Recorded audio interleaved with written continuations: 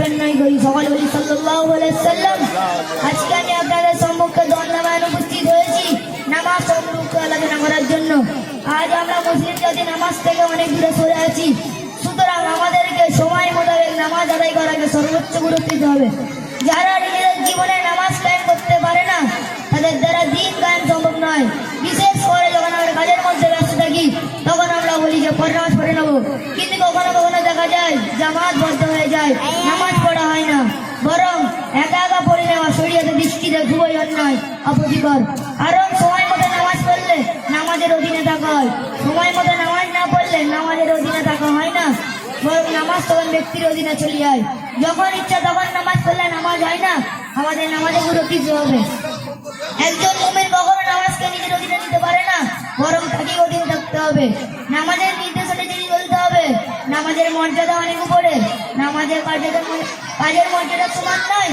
নামাজকে সকল কাজের উপর রাখতে হবে, কাজকে নামাজের উপর রাখা যাবে না। আমাদের সব সময় নামাজের গুরুত্ব দিতে হবে। আমরা খাবার জন্য বাঁচি না, বাঁচার জন্য খাই। তাই নিজের ইচ্ছা বা খেয়াল খুশিমত নামাজ আদায় করার কোনো সুযোগ ইসলামে নেই।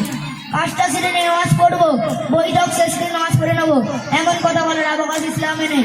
কেননা নামাজ নির্দিষ্ট সময় ফরজ করা হয়েছে, এই সম্পর্কে আল্লাহ তাআলা কুরআনুল কারীমের মধ্যে বলেছেন। তারপর তোমরা নামাজ শেষ করার পর দাঁড়িয়ে বসে শুয়ে সব অবস্থায় আলোচন করতে হবে। আর বার্ষিক প্রশান্তি লাভ করার পর পুরো নামাজ পড়ে নাও।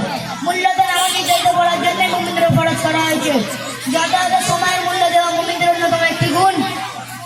এবং একটি হাদিস হযরত আবু তাল্লাহ ইবনে মাসউদ রাদিয়াল্লাহু আনহু থেকে বর্ণিত, তিনি বলেন, আমি জিজ্ঞাসা করলাম, হে আল্লাহর নবী, কোন কাজটি জান্নাতের নিকটবর্তী করে দেয়? তিনি বললেন সময় মতো নামাজ পড়া। আমি জিজ্ঞাসা করলাম, হে আল্লাহর নবী, তারপর কোনটি? তারপর বললেন পিতা মাতার সাথে শ্রদ্ধা ব্যবহার করা। আমি জিজ্ঞাসা করলাম, হে আল্লাহর নবী, তারপর কোনটি?